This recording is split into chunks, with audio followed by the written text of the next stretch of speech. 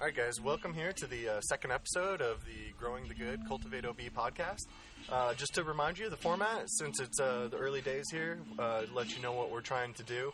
This is raw and uncut, live in OB, online community to highlight the most positive and uplifting stories in OB. You can go online to find our show notes, photos, videos, and links for each episode online at cultivateob.com.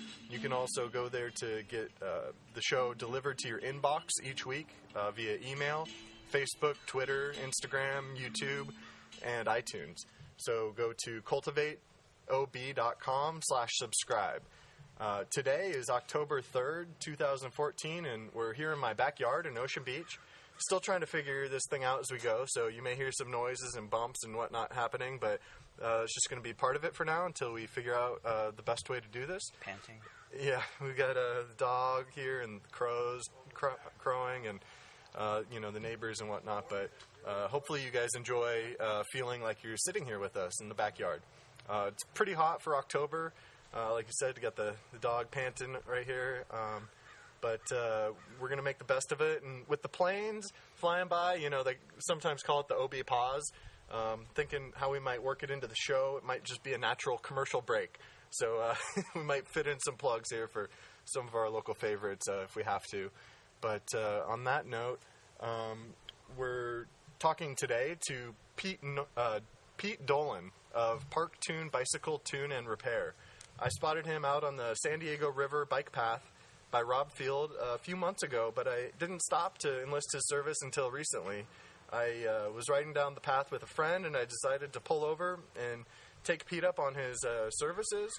I replaced my own tubes and didn't tighten it all up quite as well as I should have, and I didn't think I was going to make it much further if I didn't. And I'm glad that I did stop. It was great chatting with Pete and his dog, Bunky. Yep, and he's 20, by the way. 20, yeah. He's awesome to see him hanging out with you out there. So glad that we stopped out there, and I'm pleased to have you on the show. Welcome, Pete. Hey, thanks for having me, Jeff. Yeah, it's a pleasure. I just starting this podcast, like I said, the goal is to kind of bring out some of the awesome stories in OB, get your point of view, the culture of OB, and particularly I appreciate entrepreneurship and people getting out there and, working hard to do what they love. So we just want to hear your story, and I'll try to ask some questions to keep it going along. Okay. But just start at the top, I guess, with how long have you been in OB? Let's see, since probably October of last year. Okay. I made it over here. Previously, I was in Bankers Hill for 6 years, and I liked it there, but the airplanes were a lot more intense than they are here, actually. Oh, really? But I lived in the armpit of both the airplanes and the highway, which was an advantage because I actually I focused on living there because I played music, drums. Okay. Up in the upstairs of the house that I lived at. So it worked out well. It dampened the sound on the outside, and then the sound for the drums actually went straight up above the apartment. So it's a place where you can make a lot of noise without at all hours, or more with more freedom. Let's put it this way: I passed up on a yoga studio type area in Golden Hill that was really chill to live at this other place because that's how much I valued the sound at that time. Uh-huh. But turns out even though I'm a guitar player, I wound up playing drums mostly because of living in the city, just the cacophonous sounds around me. Oh yeah, interesting influence on your music career. So what brought you to OB then? I think that my previous experiences here were weekend warrior style, going out surfing the cliffs And Cool. one thing I've always wanted to do was spend an entire winter surfing, like just focused on the ocean, and that was kind of a big part of why I came here. Okay, awesome. So we're glad you made it out to OB. I mean, like many of us or myself, I just kind of stumbled upon it, and it took me a while almost, or, I realized more each day how grateful I am to be here and how unique the culture is and how weird it is and how much people try to... It's a funky place. Yeah, and how, people try to foster and maintain that funkiness. You have any favorite parts of the culture here? I mean, you mentioned the cliffs. It's quite a special place out there. Yeah, I think Sunset Cliffs is my favorite. But you know what? In the 6 years I lived in Bankers Hill, I met more friends within the first 6 months of living in OB that are like real people, and not some of them are doing really well, some of them are really struggling, but I think it's the personality of people around here. Not everybody. I mean, you got your, like, yeah, it's hard to generalize everyone, but but comparatively, like living in the city to being here, I chose here because I don't know, I just got good feelings about it. Aside from like all the drunks that live here, but there's definitely a downside to anywhere, but I can totally see what you are saying. It's about not PB though. It's like it's a funky place. Yeah, exactly.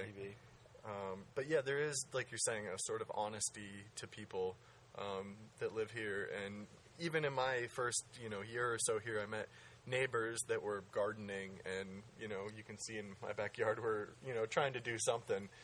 It's about time to put in the winter crops, but in the what is this? In the state of cultivation, we're trying to grow something.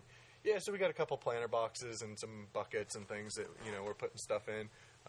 Not sure exactly what we're going to put in for winter, but I found that it was sort of the culture of OB that a lot of people were trying to grow in even their small spaces in their front yards and their backyards or whatever. And in the previous place we were at, we didn't have as much of an opportunity as we did here to, we got concrete back here in the place we're renting, so we had to put in planters, but boxes, but...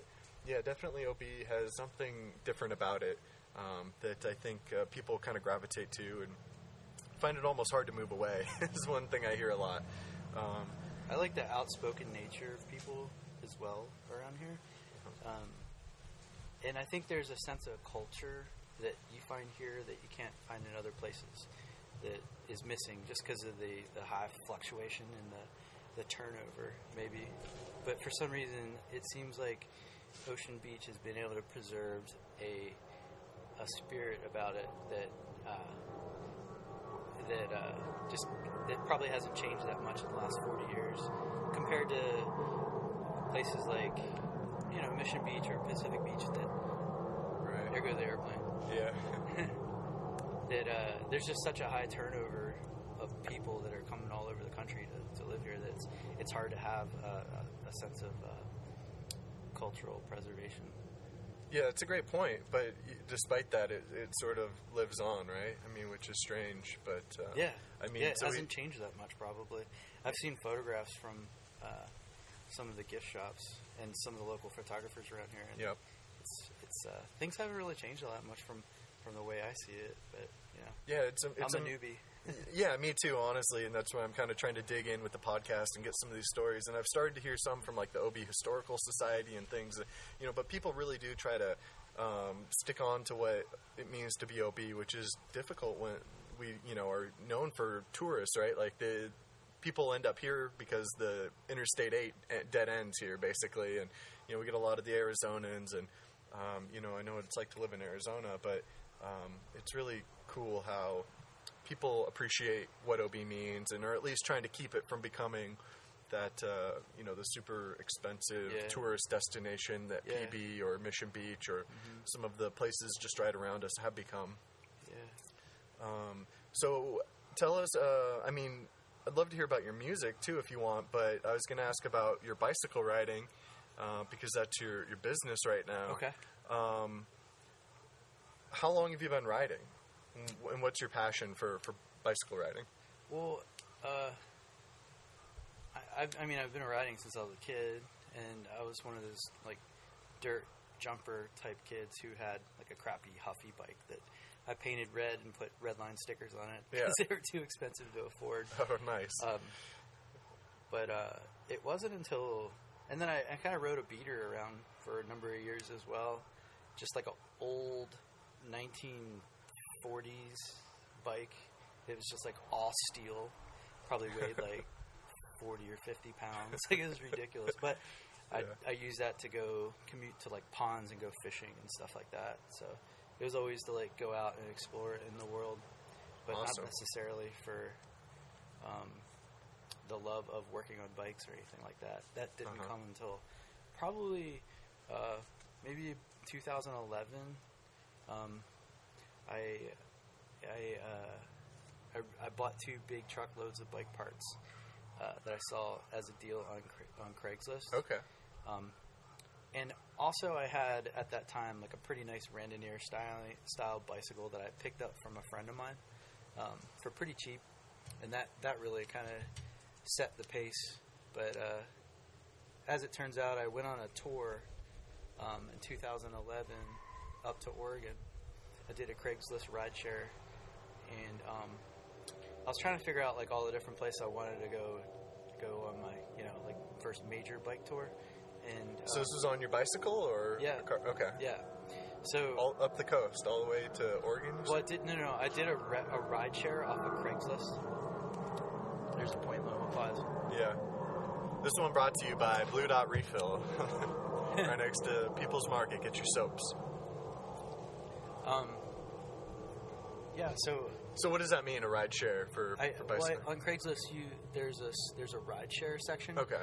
And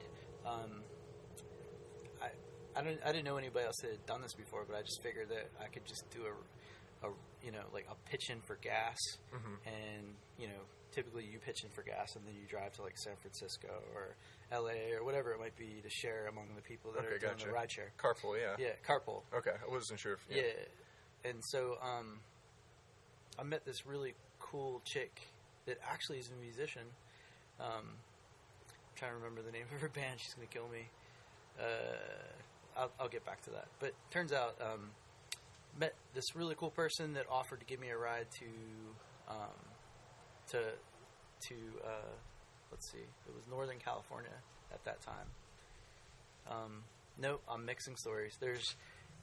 I did 2 bicycle trips, and the first time I met a guy who gave me a ride, and it wasn't a very good ride. Actually, he was I don't even know how to describe this guy, but we listened to books on tape and things like that at like full blast, the whole ride up.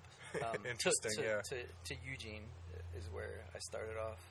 It's funny. That's like a date question, or definitely defines people when you get in their car. What's on the radio? But the thing was with the guy, he actually, like, I wasn't allowed to talk. Oh, things okay. like that. So that was a learning lesson. Interesting, You definitely want to like. I interviewed a few people, but he seemed normal up until I got in the car and took off. So I had my ex-girlfriend watch my dog, and then I kind of had all my bases taken care of, and then I got the rideshare going. The plan was to get to Eugene and then cycle back down the coast, all the way back sick. to San Diego. Okay, gotcha. And it was an awesome trip, totally amazing. But like as with anything, when you get really far away, and that's not that far away, but I really started just contemplating like the gear that I had and things like that. So. Like if you're going to make it the whole way back kind of thing? Yeah. Definitely. That's a long way, man. And I mean, you got to make it from, point to point. I mean, I'm sure you, set up each night or whatever, but that's a mental challenge. It was a great trip. So I put all the bike stuff on the back of the guy's car, and then stayed the night in Eugene, and then just camped the whole way back down. But on that trip, I got really sick. When I got to the coast, I followed the Smith River. I went over the Cascades from Eugene. Instead of taking the highway, I went like the backcountry roads. Sure. And those roads were like some of the most beautiful places I've ever seen. And I recommend anybody go on a bike tour to go to Eugene and head southwest from there and just kind of zigzag along the backcountry roads till you get to the coastline. Because it's like it's like pristine. Some of it's virgin, but like, and then you see like giant denuded vegetation areas that are logged and things like that too. But wow. It just feels really wild. It felt wild. But yeah, some of the best parts of California. I mean, I love where we are here in SoCal, but like you said, it's probably untouched or maybe unfortunately logged, but stuff that you don't see every day. The highway doesn't go right through it, you're saying, so... Yeah, no. There's just one road that goes to Eugene from the 101, I believe it is.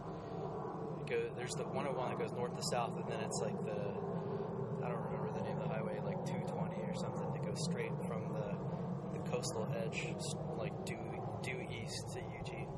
So I just kind of looked at the map and just... I went into the REI and took photographs of the map, so I didn't actually have to carry a map. Sure. And then just use my camera to navigate nice, the like maps off my phone. Offline map, yeah. I just zoom in from my phone. Or actually, it was my camera at that time. Oh, okay. Interesting. But, yeah. Well, that's a pretty smart idea. Did that work out well? Yeah, it worked out fine. Interesting. It's a way to keep light.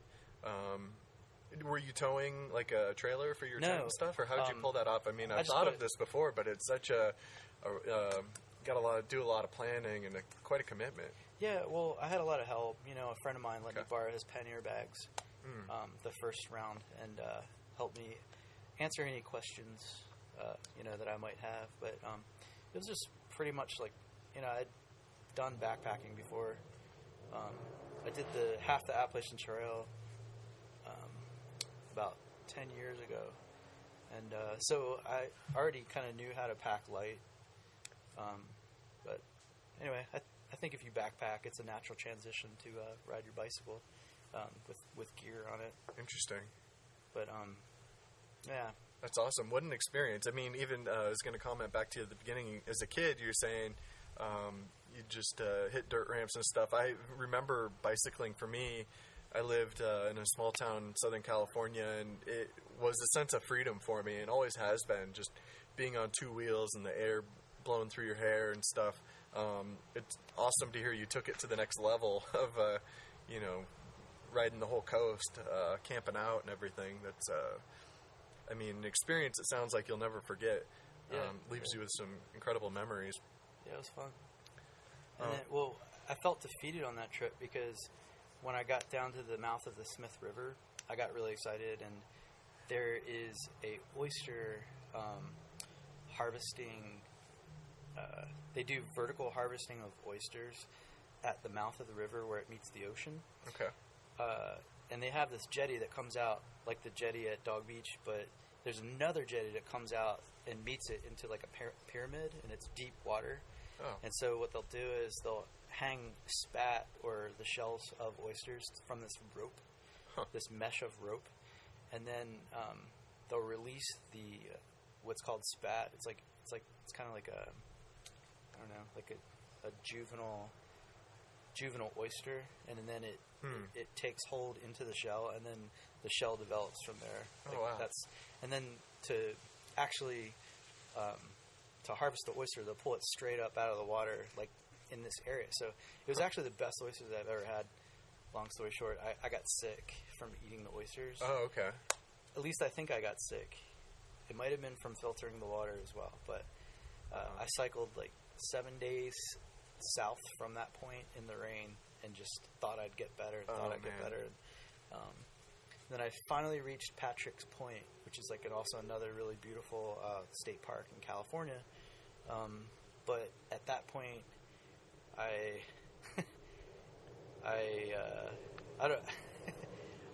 I didn't do too well on my digestive system. Let's just put it that way.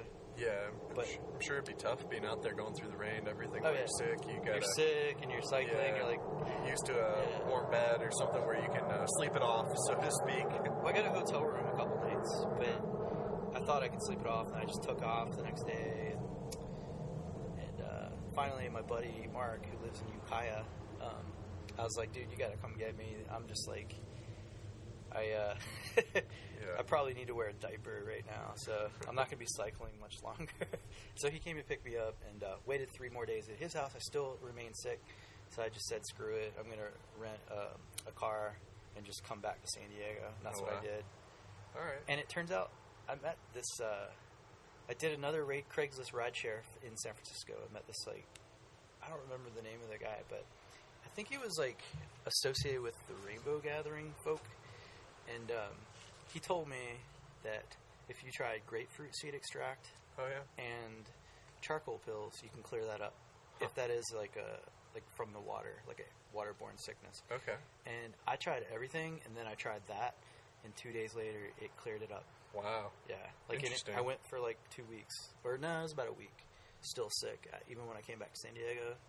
And I didn't have insurance at the time, so I was really being hesitant to try and go to the doctor right away. So I tried the grapefruit seed extract, and ever since I've ever felt like a slight cold come on, I'll try GSE. It just clears it up instantly. Awesome. That and the neti pot. Okay. Well, clean out. Yeah, man. Last night I had some dust kick up in my room, and I started. Yeah. And my nose is still dripping, and I've had allergies through my life, and can definitely appreciate clearing it out. And man, that GSE, I've heard people talk about that. Oh, really? You get a cut on your hand, or like all sorts of weird things that it'll just magic power of the citrus. You gotta water it down too, though. Like if you put it directly, you can't put drops on your skin. The oil. Okay. It'll too concentrated. It'll burn. Yeah. I tried it on my lips one time, and it just burned them. So. Yeah, don't do that. That's crazy, man. One of nature's powerful solutions. The power of healing. So that's awesome. It helped you get better when nothing else was working. Yeah. So, all right. So this is where the beginning of my obsession with like building bikes took off. Okay. Because during that trip on that ride, as I was going over the Cascades, like I started thinking about weight-bearing bicycles and gear, and then shortly after that, that's when I got basically I bought 2 truckloads of like bike parts and just started going through them and collecting tools, and I really was building a smattering of like I wanted to build the perfect bike and then the other thing is that I had gone around all of San Diego and talked to basically almost all the mechanics at all the bike shops, so I wouldn't wear my welcome when I had a bunch of questions for one. Sure. So I just kind of went around and picked the brains of all those guys. Interesting. Smart, yeah. And then to acquire other random bike parts, such as like tires and tubes and things like that, I actually figured out the schedule of when they threw their trash out. And so, like a lot of guys at bike shops will they'll pitch their stuff, and some of these are brand new tires.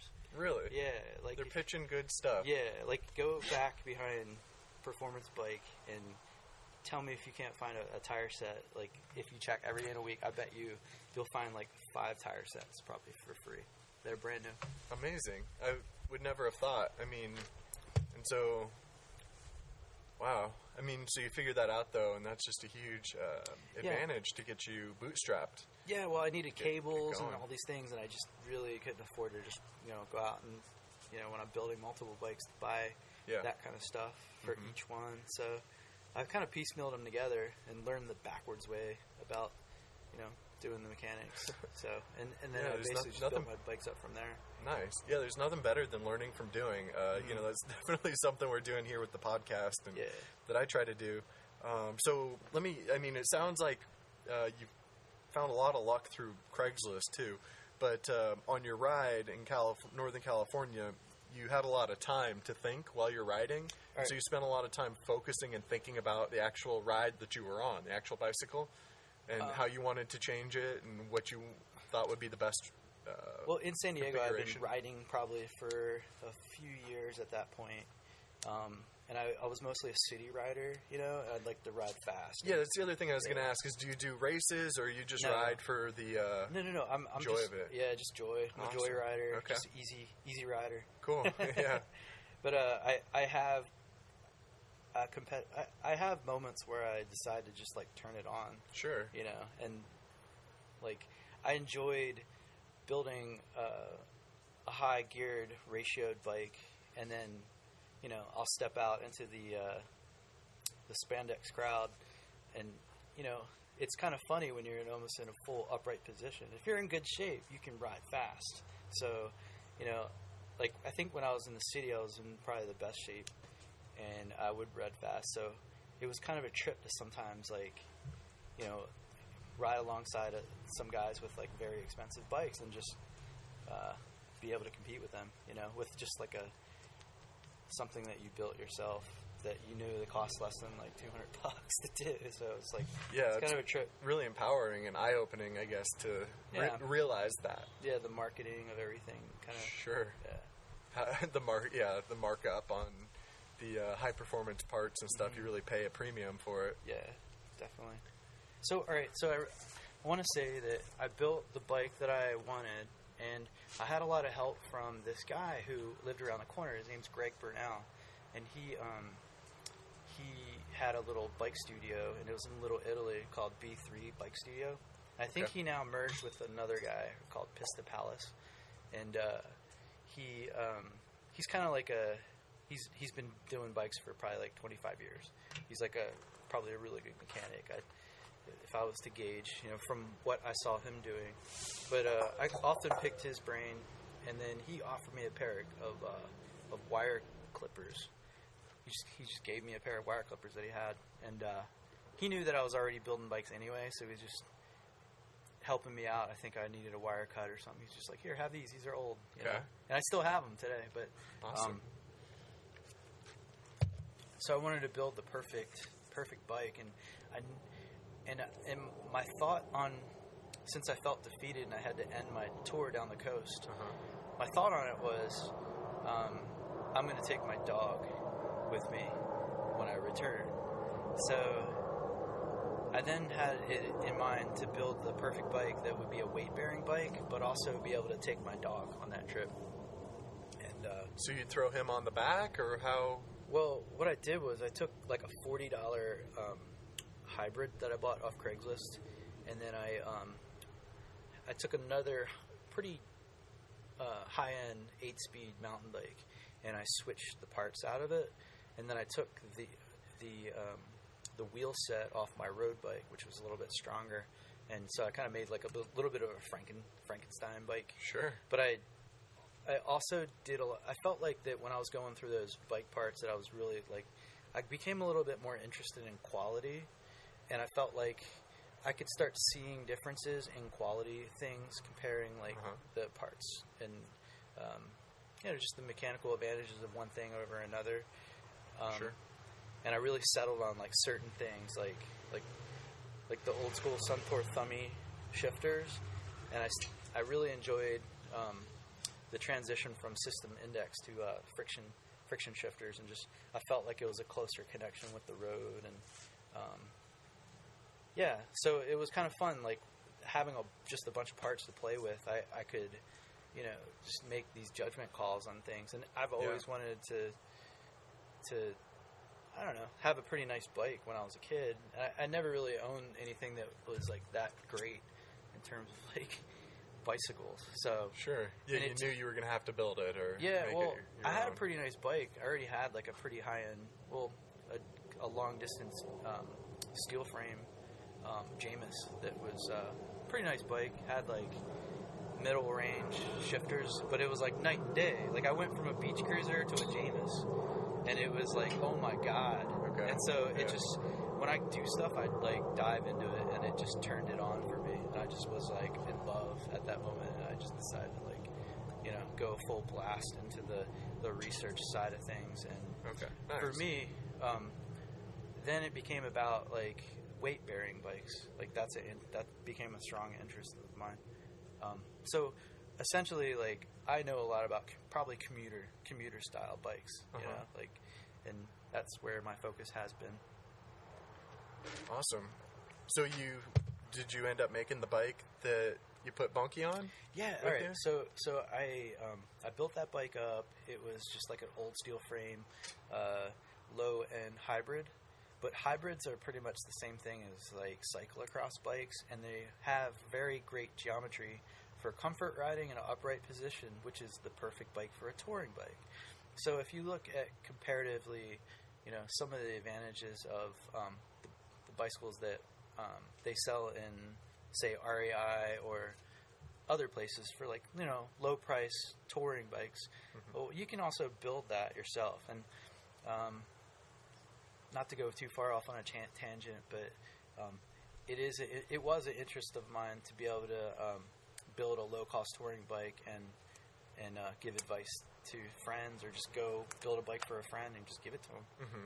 That was like a lot of people prevent themselves from going on long-distance rides because they think they need an expensive bike. But it turns out you could probably build this thing up from real basic stuff that you can find off Craigslist, and there's mechanical advantages to having going back in time for the quality of what was built back when there was 5 and 6 speed. Yeah. For instance, the width of the chain was much wider, and it's the donuts inside of the chain itself that connect to the gear that get worn out when you have a worn out chain. So if it's a wider chain, it's going to last longer because it's more life for the donuts that are hitting the actual teeth, which is partially true.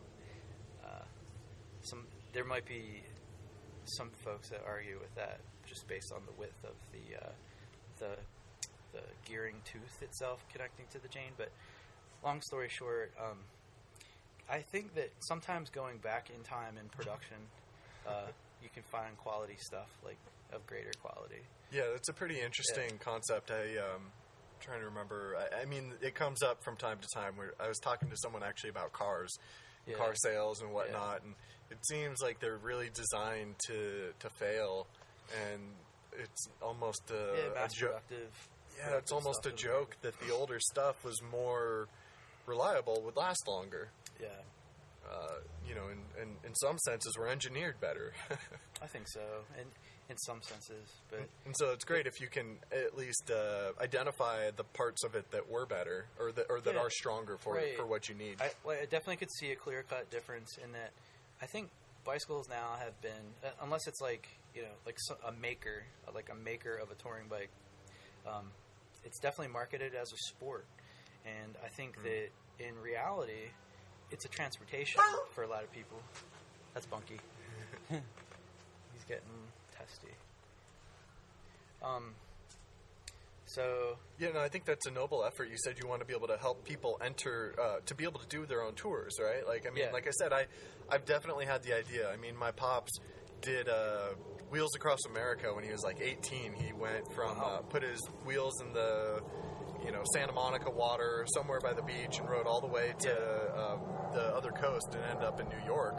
And just man, I really would love to do that for so many reasons, to be able to see different places, to the freedom when you're on a bike and you experience things differently than, if you're driving through it or flying over it. You feel like a rock star.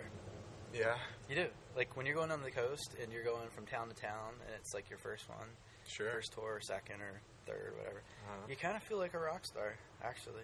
I mean, and if you think about with the Pacific Coast Highway Trail, there's campsites every 35 to 40 miles from Washington all the way down to till you get to north of LA. Wow.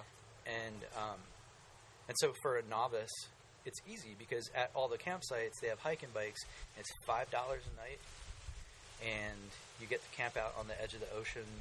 You can just chill out and, can't drink a glass of wine. Yeah, you can't ask for anything dinner. better. You're watching the ocean. You're camping out on the ocean, and it's $5 a night. And they have showers at all the places along the way. So awesome. That's really good to know. I mean, obviously, that's another huge barrier or impediment for people. Is how am I going to plan this to the point where I don't get stranded? Where I got to make a 100-mile ride today, or I'm not going to have somewhere to sleep or something like that. Right. I think if you just carry camping gear, I actually on my first tour I met a guy who he was from England, and he had previously done the Transcontinental Railway, or the Siberian Railway. That's it. Okay. I'm trying to think of the proper term. The one here in the U.S. or no, over there? Russia. Russia. Okay. Yeah, the I don't know what it's Siberian called, but... rail thing. Anyway, he did that all through Couchsurfing.com. I don't know if you're familiar with that, but he and then he also did Warm Showers, which is another warmshowers.com. Okay. I actually hosted people that were world touring through Warm Showers, and did learn a lot about like how they plan their trip. And I read a little bit of stories here and there. You know, like I'm kind of obsessed with world touring. Like, cool. Like when at some point there was a turning point where I was just like, I want to cycle around the world. And so, nice. like, that's a goal of mine, actually, that I'm trying to work towards. But man, I guess it sounds like fun. That. So, yeah, we returned to Patrick's Point, actually just south of Patrick's Point, and this is when Anna Zanova, who's a badass musician, she's out of Oceanside, and she did the rideshare with me, and she drove me up to San Francisco. There was I forgot what the issue was, but we were... You know, there was like 4 people in the car that was packed with my dog and a bike on the back of the car. Yeah. And she had a like a Hyundai Accent or something like that. So it was a ridiculous ride with like maybe some whiskey being shared along the way. Sure. Kind of thing. It was, that was a trip. So I really enjoyed that ride with her. It was like night and day, and I'm glad that I was able to go from the first ride being terrible to the second ride being like, okay, this is like, you know. It was like a great symbolic gesture of redeeming myself from the failure of the first trip when I got sick. So if you can't really call it a failure. Yeah. I mean, but it feels that way, right? At the time. Well, I mean, I guess you didn't make it all the way. My goal was to get from point A to point B, and because I didn't do it, I had to return. I'm kind of stubborn like that. Yeah. And so I, came back with my dog, and it was like epic. It was an epic journey. I don't even. But the first day that she dropped me off, it was just like, holy shit. We're like 800, 900 miles or something north of San Diego. Mm-hmm. Like when we were driving through the Central Valley, it was just like, oh my god, And as it turns out, like when I did that trip, I was kind of flying by the seat of my pants on that, because I was going to go to Portland and then go to Yellowstone. But then I realized how hot it was going to be, and I didn't want to subject my dog to that. So I decided to stick to the coast for, that, what is that Mark Twain saying? That I'm trying to remember it. Which one? The road less traveled, or? It was like the coldest... Or the coldest winter he spent in San Francisco was a summer in San Francisco. Or gotcha. Something. Yeah, I mean it's just amazingly beautiful. It's freezing. It's like in the summer, it's freezing along the coast up there. It's Crazy. Really cold. It's shockingly cold along the coast. So okay. Turns out it was perfect environment to take my old dog on a trip. Yeah, I think he wandered his way into the house to find some shade. I don't think he can. Okay? Yeah, I don't think he can find much trouble in there. Okay, good. But he'll come back.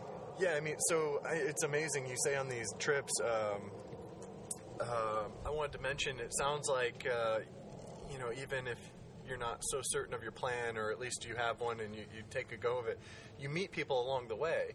Absolutely. And that really sounds like it's helped, whether you planned it or not. I mean, did you just happen to run into a lot of these people, or was some of it intentionally finding them on Craigslist for ride sharing, stuff like that? Well, no. At the campsites, would you bump into people and meet, folks from different places? Oh, yeah. Like, people were traveling from all over the world down the coast. I mean, like, the California coastal edge, the Pacific Coast Highway is, like, world famous. Yeah. So, yeah. Oh, and I was saying that, like, my buddy who had done the Trans-Siberian Railway, he did it through Couchsurfing, and then he returned to Vancouver and did the whole ride down the coast to San Diego from Vancouver. Oh, wow. Couch surfing the whole way. Okay. He planned it that well that he literally got to stay like a rock star at people's house for free. Yeah. On couch surfing, and he was describing the people that he was staying with, and like the one night that we crossed paths, he's like, in his English accent, he's like, I just stayed with this rich lady, and she fed me in the morning or something like that. And it was like, what? He's like, yeah. She gave me like I had a king size bed in a guest room and blah blah blah. And here I was like camping out, This is before I got sick on the first trip. I was like camping out and just like what am I doing? Like, how did you pull that off? Yeah. I was really envious of him at the time, but honestly, there's something to camping as well. Like it just sure. I think when you're spending energy outside doing stuff, as long as you're doing stuff. I don't know. Like there's some kind of satisfaction in just like spending physical energy, whether it is you're, working or not. If you're working towards something, I think that it's this expenditure of energy that gives you a sense of happiness. And, yeah, absolutely. I mean, that was the other thing I was going to say when you said it feels like a rock star to be on your tour. It's really exciting. As opposed to driving or flying or traveling some other means. You really, on a bicycle, you're constantly moving and exercising in a very fluid way that just makes you feel. Yeah. You're connecting with nature. You're, connecting with just your mind and body. And I don't know. There's something about being along the coast too that's really special. But yeah, absolutely. I think the best experience I had though were like on. Like farming roads that are out in the middle of nowhere, not necessarily along the coast. It was just like not even being in like full blown wilderness area, but like I don't know, like just being out in rural farmland. It was like I think that those are the best, and it was mainly because it was like less automobiles. I think was the thing for me because it's like you do get kind of sick of cars on the road when you're on a bike. So. Gives you that seclusion where you get to kind of frees your mind from a lot of the distractions. It's kind of just you and nature, pretty much, and your thoughts. Yep, that's really special. So, I share the love for riding. I haven't like I said, I've dreamt about doing touring, but here in Ocean Beach and in San Diego, I've been taking when I don't ride down to the cliffs. Which is kind of a street ride following the coast. I take the San Diego River, where I met you out there, and it's nice and flat, long, straight ride, and no cars, and you're just there kind of with nature. It's kind of a preserve out there. I mean, it's right an next estuary. Like I said, it is a preserve. You can't actually access that part of the river. Once you get north of the first bridge from Dog Beach, or not north, east of the first bridge, it's like I think it's off limits to kayaking or anything like that. Oh, okay, There's like some sensitive birds in that area. Yeah, I mean Clapper it's like rail, mainly. What kind of bird? The clapper rail. I think it's. Is that the blue one? I mean, I'm a not. Shorebird. It looks kind of like a chicken. Oh wow! And it comes out and clucks. It clucks similar to a chicken as well. Interesting. And like. There is one kind of near Dog Beach where people cross where the sign says you can't have dogs at this point, which is what I'm looking at all day long. Yeah. So you see it happening. Yeah. So like there is I think it's federally endangered bird there that like is right there with dogs running around in that area. Oh, wow. A lot of people don't know it, but I think that's kind of a conflict of the function of it being preserved, but interesting. Yeah, I mean the preserve probably stretches a little ways inland. As I'm riding it, I mean I'm not like a bird watcher, but I see guys out there with their cameras and their lenses taking photos of some of these birds. There's a blue one out there little blue herring. Yeah, those guys fishing out there. The birds fishing in the kind of shallow water is just fun to watch. So that ride.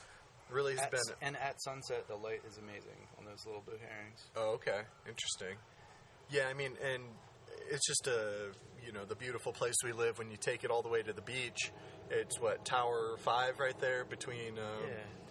You're kind of between the pier and right next to the dog beach, and a lot of people I know make a nightly pilgrimage down there just to see the sunset. I've gotten to know like a lot of people that ride every day along the path that stop and talk to me. Oh, great! At this point, it's just like I got my regulars. Good. And I'm only open on Saturday and Sundays, which like I'd like to step it up, but I really like the bike path because I've hit like 5 different things that I've wanted to do, which are I like to work with my hands. Uh-huh. I think I'm pretty good at working on bikes. I've worked at a few bike shops and friends with a lot of people that ride and do really cool custom stuff, and some really good bike mechanics. Awesome. I like shooting the shit with them and getting creative with like different ideas. I eventually would like to build my own frames. But really? That's kind of a ways away. And it would be like weight-bearing, commuter-focused type thing. Very cool. But, so I was able to connect with both, like, my creative side, my sense of humor. I get to play music when I want to. I'm with my dog. He's 20 years old, and my goal with setting this up originally was to be able to get through the summer with not having to work a crappy job. Yeah. And while I was trying to keep my dog alive, kind of thing. So there's like a few things that it just happened to be at the right point at the right time where I was just like, you know what, I'm going to just do it. And I one day, like I had it in my mind that I was going to do it, but one day I put myself out there, and to be honest with you, I was like pretty fearful of just setting up. I didn't know what to expect. At first it was kind of socially different than things that a lot of people probably would do on their own. But there's an element of me like having to do it as well. My goal was to get through the summer and volunteer my time to be available for California Gnatcatcher bird permit, because I'm actually like I do field biology in my like normal day job. Yeah, so tell us what that is, the bird catcher. California Gnatcatcher. It's a state endangered species. It is it's a little blue bird, little blue-gray bird, and it's fairly nondescript, but it lives specifically in coastal sage scrub habitat, and there is like specific types of coastal sage scrub habitat that it lives in, but essentially it lives in areas where houses got built.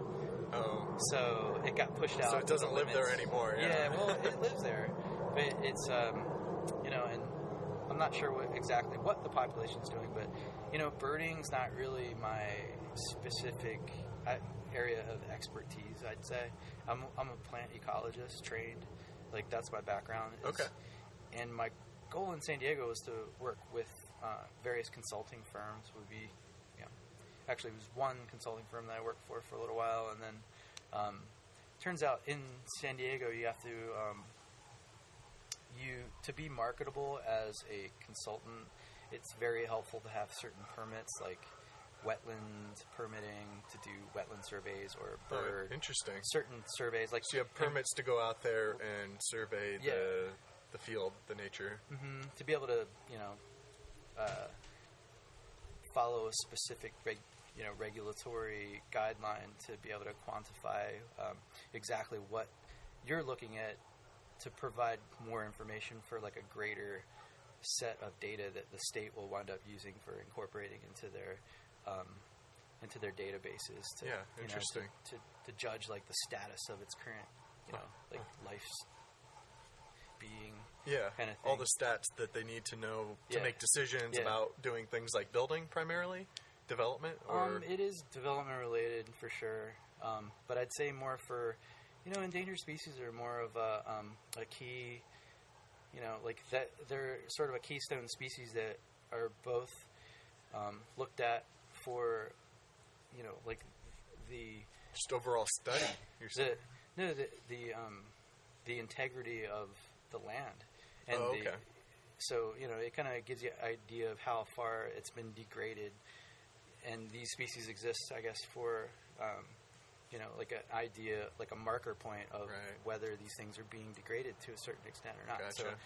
So, and that's very well connected to humans, a lot of people kind of look at that as like, oh, you're one of those. But it's like, wait a minute, no. We're all connected here. And then this is, an issue that has to do with, like, how we're all being affected, including, like, water issues and contamination and things like that. So, it arises sometimes first. The first indication will be with these endangered species. That affects us as well. Mm-hmm. Yeah. So it's definitely important. Yeah. So my goal with this summer was to be able to get my 40 hours of eyeball on bird time. Oh, I see. In order to do that, I had to go along and be available to go along with other consultants who are doing surveys elsewhere and have contracts. Cool. So that's what I did, and there's no way for me to do that and work like a job anywhere else and just like quit. I'm going to quit today so I can go volunteer. Yeah, because you got to have a little bit of flexibility and freedom to schedule that. And sometimes it would be like the night before. Oh, okay. Like we're going tomorrow. You ready? Gotcha. And it's just like, okay, how do I do that? Yeah, your boss isn't going to be real happy if you're like, I'm sick again. That's how I put this bike thing together. So that kind of forced you to have to do something on your own. Yeah, get outside, think outside, and interesting. But also, I wanted to connect with other biologists or birders. Okay. At the same time, and so I set up right there on that estuary. So it was like a best of both worlds. By purpose, you picked that spot. Mm-hmm. Beautiful. Yeah. And how's that worked out then? Have you Pretty been good. able to? I've made some connections with a few consultants. I've talked to some people that work for the state. I think they know who I am. I think also that,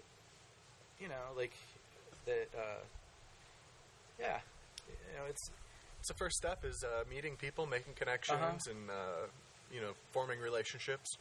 Yeah. It's been a trip. I've like I said, I've been able to kind of do everything I've always wanted to do, all at one time. I merged everything I love, everything, and it's awesome. It's been hard to explain how awesome it is. Yeah. But at the same time, there's it's not easy. No, an incredible challenge. I mean, it sounds like you have somewhat of a. With all artistic or creative endeavors, there's some sort of limitation or force put on you. Like you said, you wanted to do this, so you had to. You made the decision you couldn't have a standard day job. Right. And you got your dog and all the variables that you have to put in place. You got to be able to pay rent and those sorts of things. Correct. But it sounds like it really came together with what you have going on out there. Yeah. It's serving a bunch of the purposes and goals that you're going after. Yeah, it's been a trip. I don't always remember all of them at one time because it's hard to kind of holistically think about everything at once. Yeah, to focus on everything. Yeah. So, but there are days where it's just okay, there's so many awesome things to do right now, But when the weekend comes around, I'm pretty specific about spending my time setting up and providing a service that is beneficial for everybody. So yeah, absolutely. And so when you're out there too, I assume you're meeting people on the bicycle end. You're meeting people that want custom builds, or that helps you. Are you meeting people out there that's helping you develop your professional relationship with your goal to build bikes, customize them, do more of that adventuring? Then, or do you get a lot of just tourists and day riders or whatever? You know what? Most people that ride that bike path are locals. Okay. I have met a few tourists, and usually they're from like you say, Arizona or places like that, and they're super stoked to talk to somebody about whatever it might be. Sure. I've got a map out there, so commonly people will stop and be like, "Hey, how do I get to Mission Beach?" And I'll just point to the Caltrans bike map that they have. They give out for free, actually. Yeah, that's really handy. I'm ashamed to say I actually am not super comfortable with how to get there yet. I've gone there a couple times, but it's a little intimidating to cross the it's sort of a freeway there. Yeah.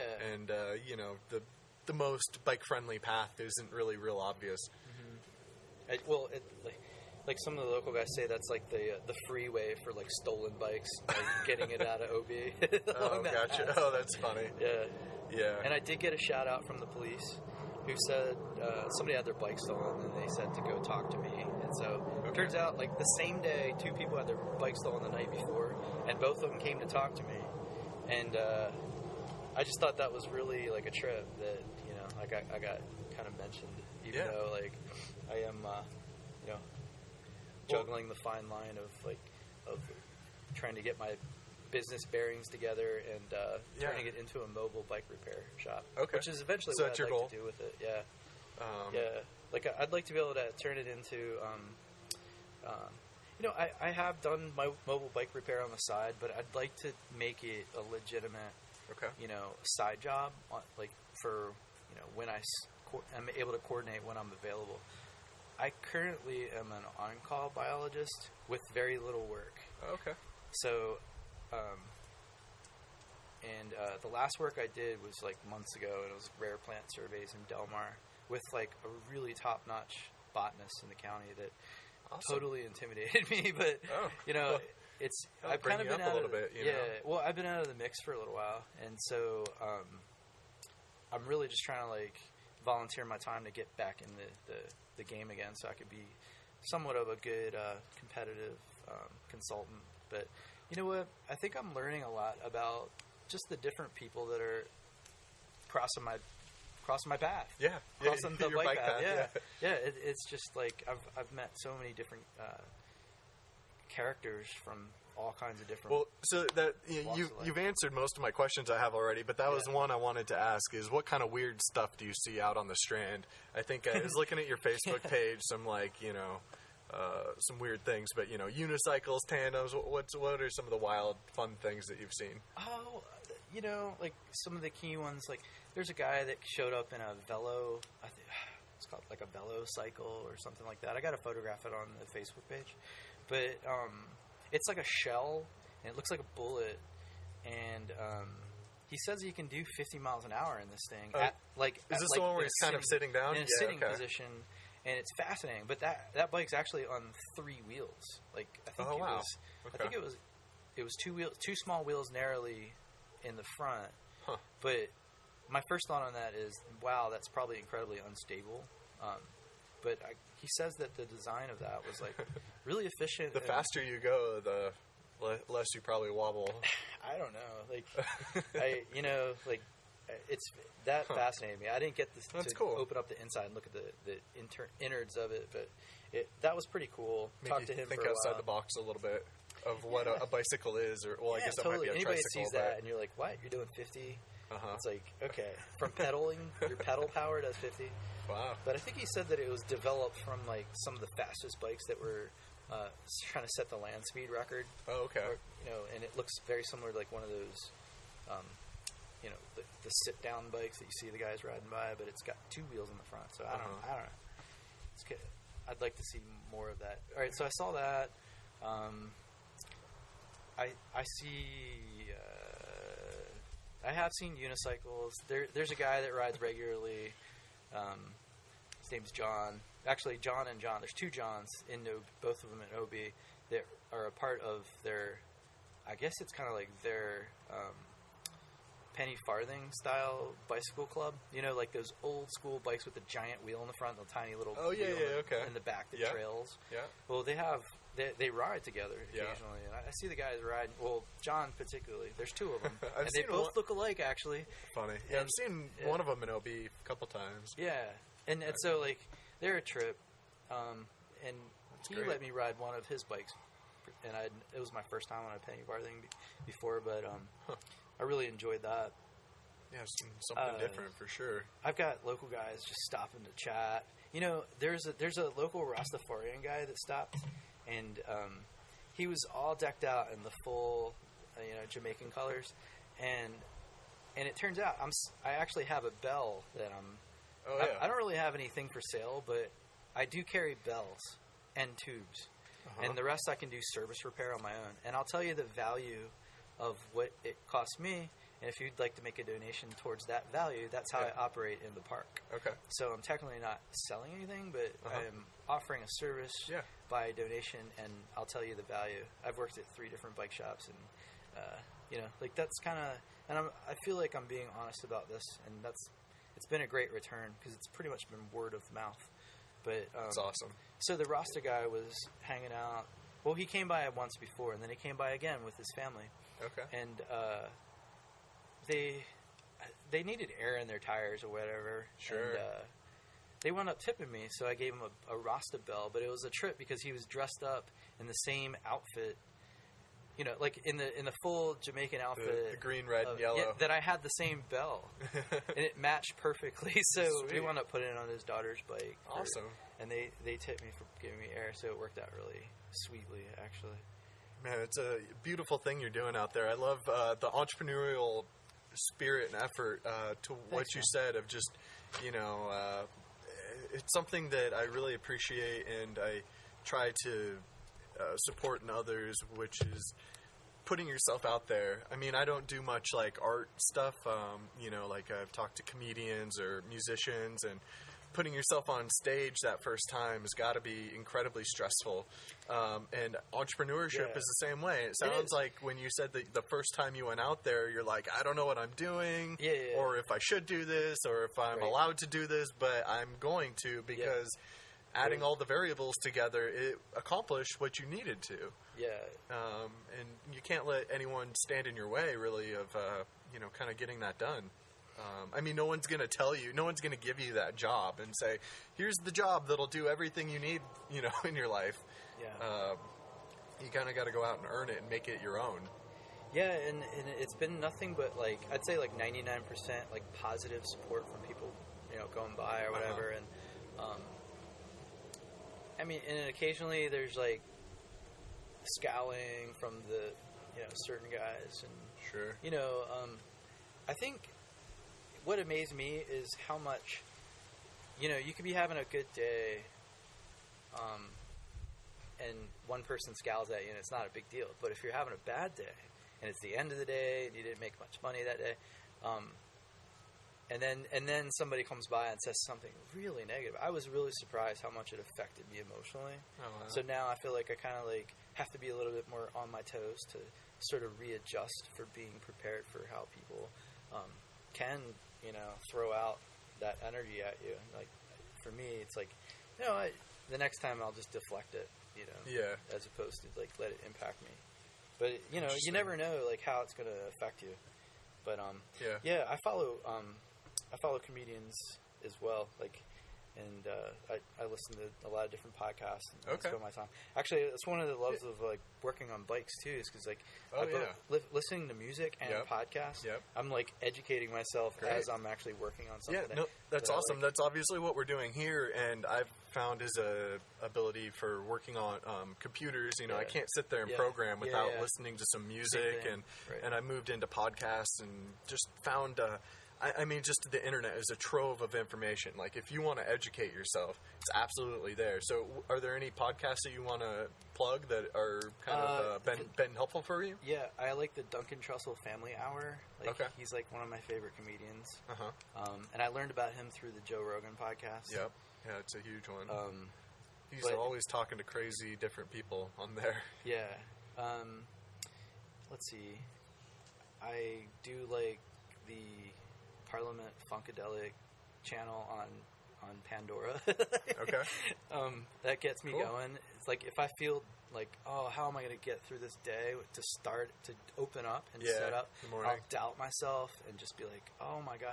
But music is like one thing that really motivates me, so I think I'm going to, like, my goal with this winter is to record an album as I get through the winter, and then next spring hopefully I get picked up with a consultant group.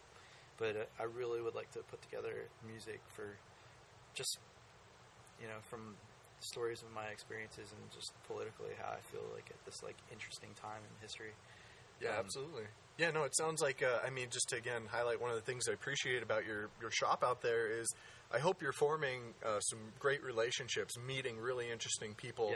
Because it's I am. You can't buy those kinds of relationships, right? Like, you really just have to be there and meet them and be consistently out there to meet these people. And hopefully that gives you a unique... It sounds like it's giving you a unique point of view as well. So with your music, are you going to be playing guitar, drums? What do you want to do with this album exactly? Acoustic songwriting. Okay.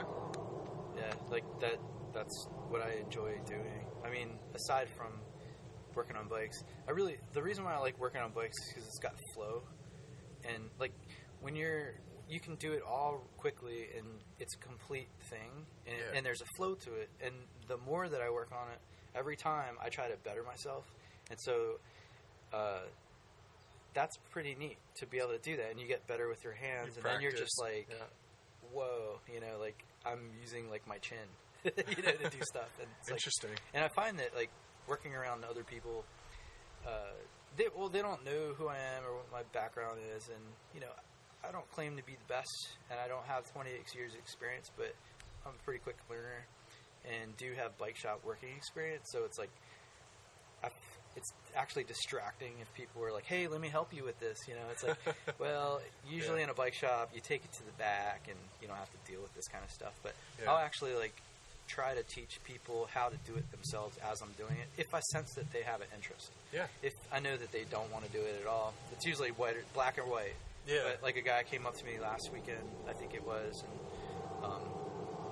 he needed a new chain, but he also like just got his first bike, and he got a hybrid. It was a smart choice, perfect choice for San Diego. Cool. And like I kind of showed him like the ins and outs of how to true a wheel. Last week I also showed another girl and her girlfriend showed up, and I taught them how to true their own wheels as well. And they're from New York, from all over. They just moved here. So, oh man. Yeah. So yeah, like it's really, I enjoy like having a skill and then also showing other people in the same way that other people showed me. Yeah, being able to share it, that's amazing. I mean, I'm definitely the inquisitive type too. I think I'm always like, oh, what are you doing? And it's a shame with the shops or even the auto shop or whatever. You kind of have to dump it off, and you don't get to learn much. And as a mechanic in an auto shop, there's no flow. Like, you can work up to a certain point, then you got to wait for the part. You can't just do it on the spot. So I like that there's a complete momentary thing, and you can do it. Like, I can look at it and be like, well, I can't do that now. But you can do this, and this, and then come back, and I'll help you out with it, type of thing. Do what you can. Yeah, but I usually, like I'll pretty much offer exactly everything. Well, most of the stuff that's offered in a regular bike shop. But more so on a quick, on-the-spot thing. Like, a lot of guys will just stop and need their derailers just fixed, or, hey, can you take a look at this wheel, or whatever. So I'm doing derailleur tune-ups. Wheel trues and tubes mainly, but I've got the tools to pretty much like build or take apart any bike. It's great. Yeah, I hope you keep building like more long-term relationships with people that need the help outside of the weekend. But when I first saw you out there the very first time, I was just like, from my entrepreneurial point of view, just like, this is genius. Because if for our listeners, if you've been out there, it's a big, long, straight path. Pretty far from the road or any gas station with where I would usually get my tires filled with air or anything like that. So, for people that are, hear a snap or pop a tire or lose air or whatever, it's a godsend to have someone out there. At least one person a day that is walking their bike back. Yeah, and totally. It's been Sunday that I set up, and there's not much in terms of bike shops being open on Sunday, so around OB. And so, like, that's kind of been my key day, and then more recently I decided to come out on Saturday as well, just to accomplish my needs. Yeah. But, I'll tell you a funny story.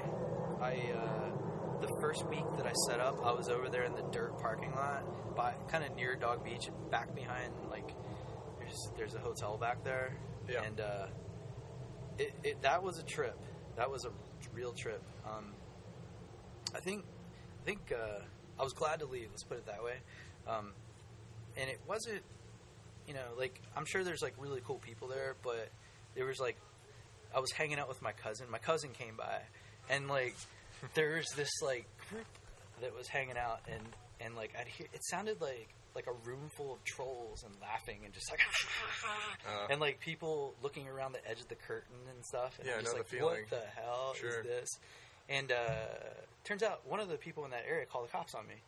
And I was just like, thank you, because police came, which are awesome people in OB. The police, like, I've never been in a place where the police have been so awesome, actually. Okay. They came and said, hey, look, like, these guys, like, have a problem with you here. Like, like, if you go up to Rob Field, we won't mess with you there. And they've kept their word for the most part. And, I'm friends with some of the folks that work in the area, and, like, people showed up out of the blue and said, hey, we're friends with so-and-so, and we really, like, have you here, kind of thing. Yeah. So, you're doing a service to the community. I mean, it's worked out well. Yeah. That I'm hoping to be able to, like, stick around for a while, on the weekends. And it's not really work for me, so when I do end up getting, like, my day job in biology, I'd like to still be able to return on the weekends and then offer, like, mobile repair elsewhere during the week as an on-call. Like, I would like to stay at on-call biologist, but it's not an easy life either. So, right. I think there was a bunch of things we were talking about. I was trying to, like, gauge. So, I mean, dude, you... what podcast do you listen to? You've answered most of my questions. Joe Rogan's is pretty good. From time to time, depending on the guest, I love to hear him. He's a great interviewer. Yeah, I mean, he is. He's multidisciplinary. He does so many different things, and I've done a podcast before, and I feel like trying to ask good questions is really a useful thing. We've seen journalism and reporting basically, go to the crapper in this country as far as like news reporting and the useful stuff we get out of the news, and so that's where I definitely gravitate towards not mainstream media or mass media, but as independent as you possibly get. Yeah, without being tainted by the banksters. Yeah, and the internet definitely offers you the best chance at that. So I listened to the No Agenda show, actually, which is a kind of a news political podcast that cover... They kind of debunk the mainstream media. They'll play clips from it and kind of explain the agenda and the motivation behind these people and what they're doing. And it's like an AM show, and they do some funny things, and I've learned a lot from them, both in politics and in the format. Like, I really appreciate where they come from. They kind of have a tech background plus a multimedia background. And for the model of the show, they're very avid that if to accomplish what they want to accomplish, they couldn't do it with sponsors, because that's basically what taints a lot of the mainstream media. And this goes all the way back to, what's the guy's name? Rob, the guy who did the Twilight Zone. He even was interviewed about it back in the 50s or 60s, that basically when you have sponsors and people don't like what you're doing, they'll boycott the sponsors, they'll write letters, and the whole system of influence gets really wrecked. And so the No Agenda show is avid about doing a value for value, where they take donations from the audience to support what they're doing. And so it's really just holistic about the love of what they're doing, and they try to keep it as pure as possible. You could debate whether that's actually happening or not. I mean, the donations kind of, in a sense, become a sponsorship or whatever. It's kind of like PBS. Thinking about that, I was thinking about donations the other day, and donations are a good thing, and it depends on like what the service is, but I'll follow some people that are doing like long distance hiking or cycling or whatever, and it's good to have, I guess, an agenda to raise money for whatever it might be. But every once in a while, I'll see one where it's like, we're just taking donations so we can just like continue this awesome trip. and like, I on one side of me says, okay, like that's pretty awesome that you're doing this awesome trip, but then the other side says, well, it depends on who it is and what it is that they're doing, and I don't know. Like, I think that's kind of a gray area for how I feel about like donations, but I think it'd be really. It's been sort of co-opted by a lot of the NGOs and things. I think. I mean, actually, the last South Park episode, or the first one of the season, made a big joke of it. They had a Kickstarter to do nothing. They were like, literally, we want to do nothing, and they were taking money for it or whatever. It's kind of the Office Space thing. Like, I just want to do nothing. Brilliant. Yeah, and it was sort of a good joke on that. But if you know what you're giving to, like if you're just donating for these guys to have an awesome trip, then I guess that's what you're going to get back out of it. Is just them having a good trip. So what I thought about doing is using this mobile repair idea, possibly turning it into a video blog. Okay. And then using that as a means to travel.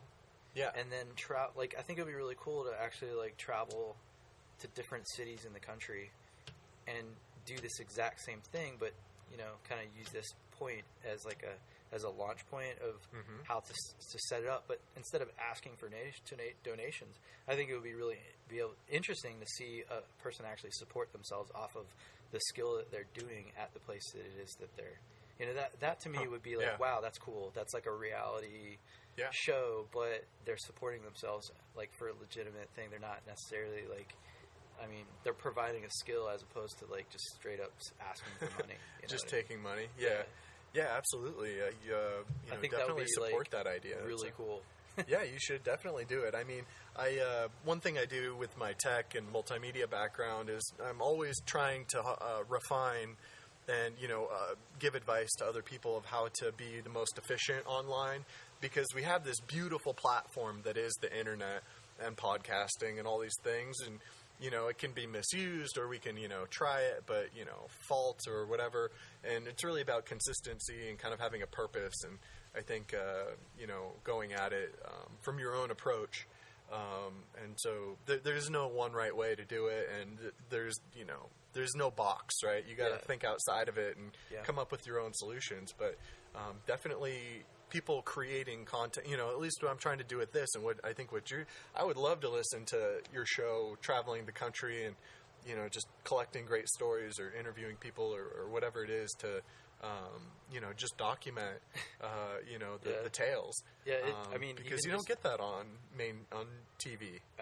I feel it, but also a part of me says all right, well, I could travel, but I think there's actually probably more interesting people that I'm meeting on that are traveling themselves. Oh, sure. And crossing my pathway. Yeah, no, I mean, you've even told some already, the people you met from New York and all across the country. Yeah, they're every day I'll meet somebody new, and it's been just a really cool experience. I'm growing in ways that I didn't know would take place. I have had really cool experiences, and I'm hoping to be able to continue doing it for a while. And just kind of see where it goes from here.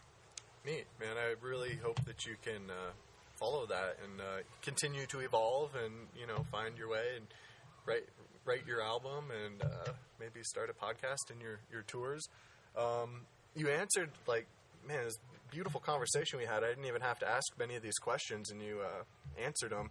But let me just go through the last few because I wanted to give you a chance to promote anything or whatever. But is there anything going on in OB recently that you're really excited about or that you've seen going on? Just curious, any events or anything on the top of your head? Events. Or just, stuff, whatever. My biggest culture. thing is that, the Ospreys break just started breaking again in the wintertime. Cool. And I'm looking at a different surfboard. Nice. Right on. I'm actually looking for a place that I could possibly either I can rent or a place that I could actually set up during the weekdays and provide, to be able to do service repair. Yeah. I don't really want to. I've talked to other people, and I don't want to cut into other businesses that are out there, but I do think that that could be beneficial as well. But I've looked at a few key places and just been this is a perfect place to set up, but I haven't had much love in that department yet, but I haven't been very proactive about that. Yeah, no, it's hard. I mean, location's everything, and timing is tough, and you got to be pretty aggressive to find it, or lucky, I guess, with timing. Well, it's two things. I'm talking about two things. So I'd like to do the mobile repair, and my idea is to give incentives for businesses to have people commute more to work. Okay. Because that's a great as idea. it turns out, and it would be probably focused more on like businesses downtown the city, but Sure. I'd show up and do like 5 repairs kind of Oh, thing. genius. And then Yeah, a similar business that my buddy even tells me about it. His workplace is a car wash, right? They'll show up on like one day a week and do a bunch of cars their at workplace. once. Yeah, and it's convenient for saves people. them time. Yeah, money, it's like it's gas, a win-win and- for everyone in a way.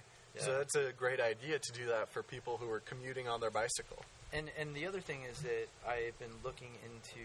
I've known about this for years and presented it to my last workplace, and then it kind of took off from there. Even though there's other hands in the pot about the way it usually goes for who's in charge of what. Right. Every workplace has it. Yeah. I think it's kind of fun to finally have some of my ideas being recognized, and I'd like to. Well, there's a federal tax write-off that you can get at a business if you have X number of people at work that commute. So it actually saves really? businesses money if they have commuters that go to work Wow. Did on not a know bicycle. that. Yeah. So I think I'm trying to put together a cohesive plan for an action to take where I can sort of facilitate how they can do that, and just provide that as free information for me negotiating, going to people's workplaces, saving them time, having to go to a bike shop and saving money, Absolutely. and doing the repairs on the site. Be an expert on it, because, like I said, I bet a lot of people aren't even aware of that. So you bringing it to their attention, being the expert on the law to help them out with that would be a tremendous service. I wouldn't say I'm an expert in anything. Well, I'm pretty good at like a couple things. Sure. But I think that would be the direction I would like to go in. If it doesn't work out, to have like an opportunity to set up at a place. Like so, if I had a workspace somewhere, if you could find a shop. I've got all the materials that I need to just do it right there, and as like a regular service. So like that, there's the two things that I'm thinking about, and I'm kind of leaning more on the mobile side, but I think through the winter I would like to develop the mobile as like a legitimate functioning business. Yeah, and San Diego's a pretty good city for that. People are commuting year round. Yeah. I've talked to a lot of people that actually do ride from different parts of San Diego. Perfect for year round. Because you don't have to worry too much about the elements. All right, and any last parting advice for budding obesians? If you listen to this podcast and you come on the bike path and tell me, if you have any service that needs to be done to your bike, I'll give you a free bell for listening to the podcast. Awesome. That's great. But advice-wise, I don't really have much advice for anybody. Just follow your heart and do what you love. Awesome. Well, we really appreciate having you on the show. And quick plug for next week, we're going to have the SoCal Parrots. Guys, come talk to us. They're going to bring one of the green parrots, I think, as an ambassador. Awesome. Kind of right up your alley with some of the they're going to chat with us.